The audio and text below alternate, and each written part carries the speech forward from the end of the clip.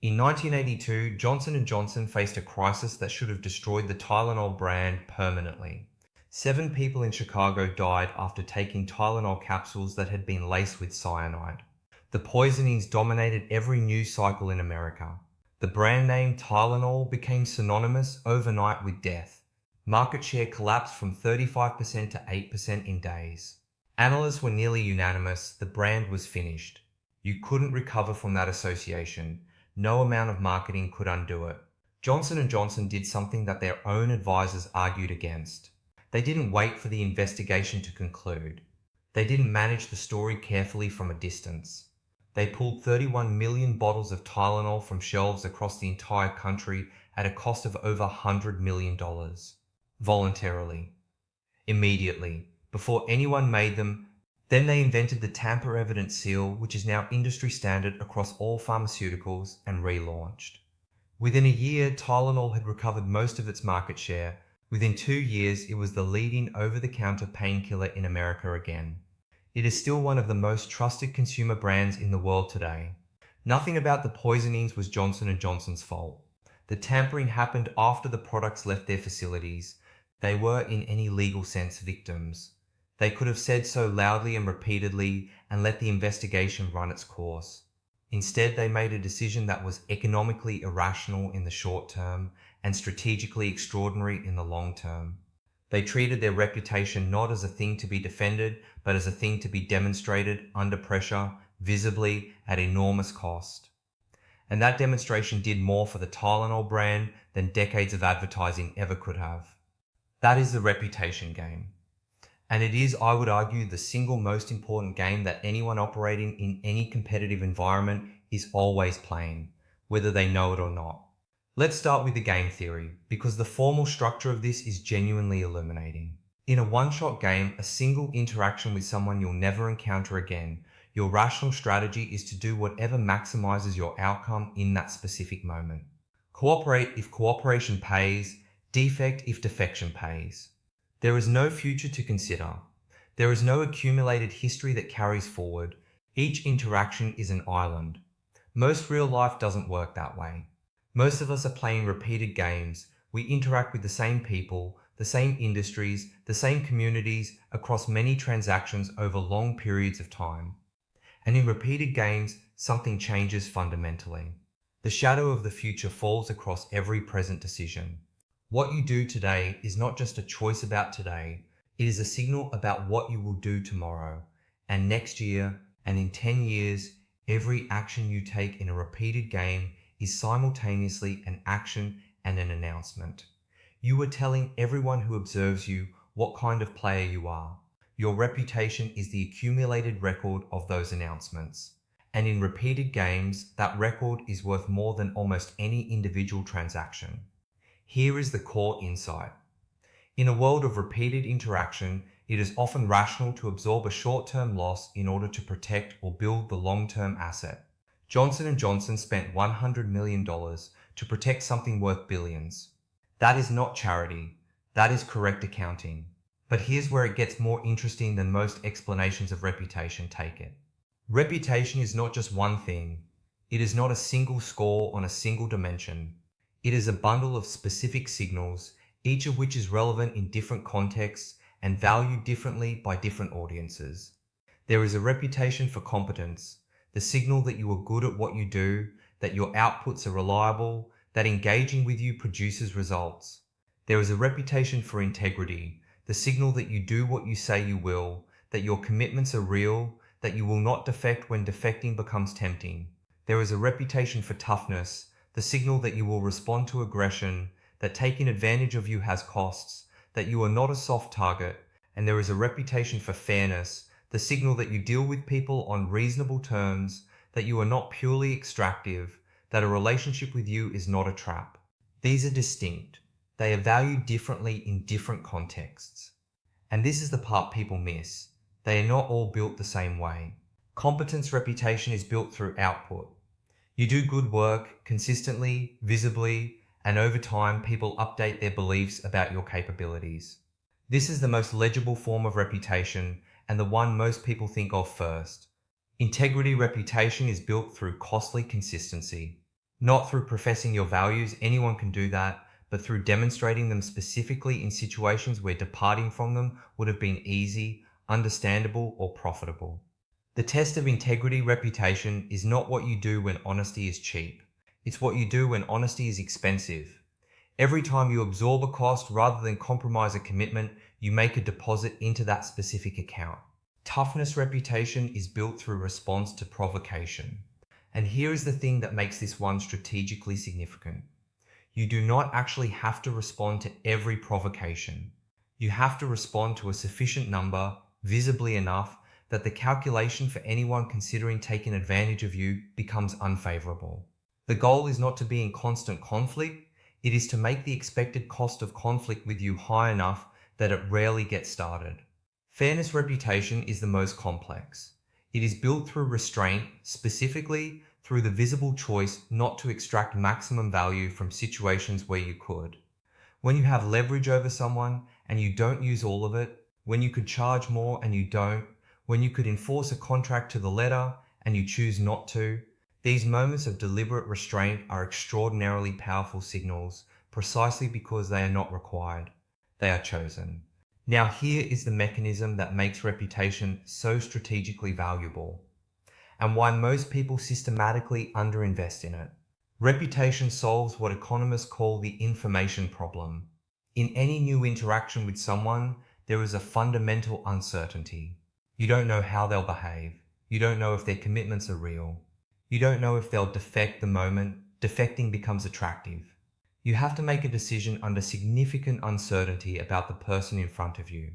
Reputation is the mechanism by which past behavior reduces that uncertainty for future counterparties. When someone has a strong reputation for integrity, the person entering a new transaction with them doesn't have to price in the risk of defection because the historical record makes defection unlikely. That reduction in uncertainty has real economic value. It means deals get done faster, it means better terms, it means access to opportunities that simply aren't available to people whose behavior is unknown or suspect.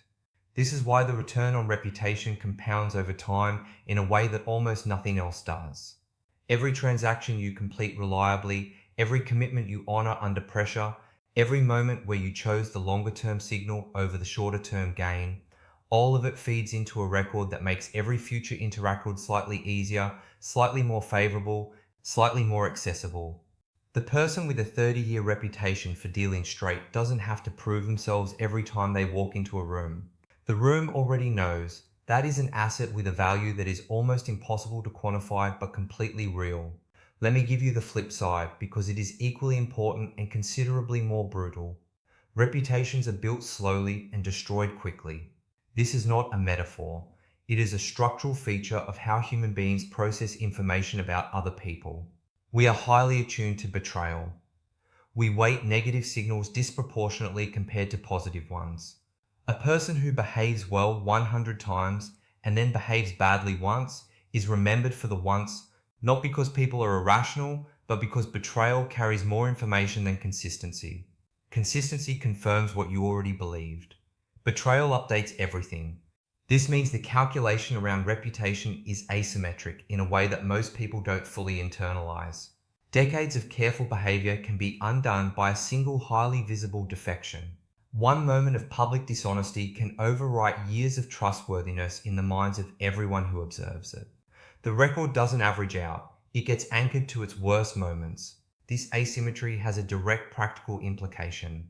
The value of reputation makes even costly short-term honesty almost always rational in repeated game settings.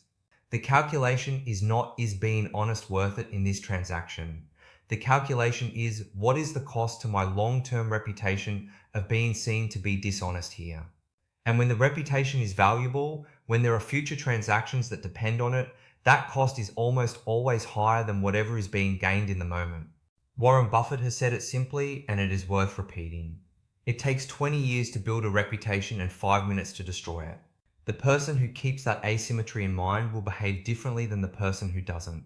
There is a game theory concept that maps directly onto this, the folk theorem of repeated games.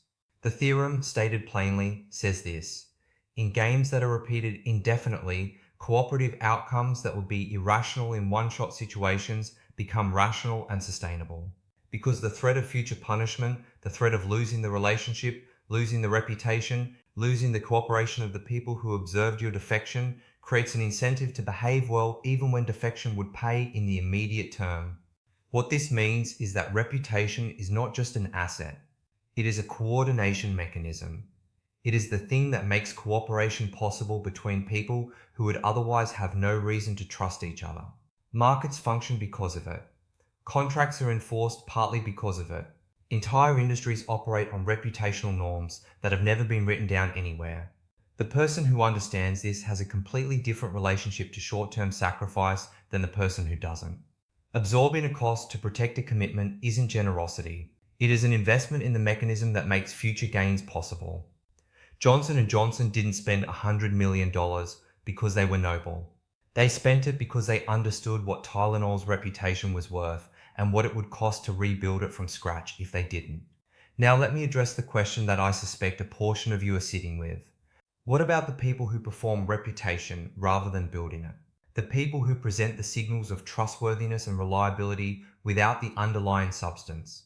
The charlatans, the manipulators, the people who have learned to say the right things and project the right image and have built a reputation that does not match what they actually are, they exist. They are more common than we'd like, and in the short term, the performance can be very effective. But here is what the game theory tells us. Performed reputation has a fundamental fragility that genuine reputation doesn't share. Because performed reputation requires ongoing maintenance of the gap between the signal and the reality. Every new interaction is a risk of exposure. Every person who gets close enough to see behind the performance is a liability. The effort of managing the performance compounds over time. Genuine reputation, by contrast, is self-maintaining. It doesn't require effort to sustain, because the underlying behavior that creates it keeps replenishing it. Every new transaction is another deposit rather than another risk. This is why people who build their reputation through actual behavior tend to outperform people who build it through performance over long enough time horizons. Not always, not in every specific case, but systematically, the truth about what someone is tends eventually to find the surface. So what does deliberately building a reputation look like in practice? It starts with understanding that you are always in a game with a long time horizon, even in interactions that feel transactional and one-off. The person you treat carelessly in a single transaction has a network. The way you behave will travel. The world you operate in is almost certainly smaller than it feels. It means identifying which specific reputation dimensions matter most in your context. If you are in a field where competence is the primary currency, the investment is in demonstrable output.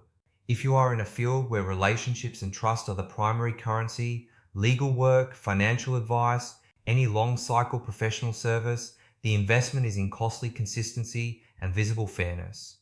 The right reputation to build depends on what the game you're playing actually rewards. It means taking the repair seriously when something goes wrong, because it will go wrong. Reputations do not get built without being tested. The question is not whether you will face a moment that could damage your reputation. You will. The question is whether you respond to it the way Johnson & Johnson did or the way people who don't understand the long game do.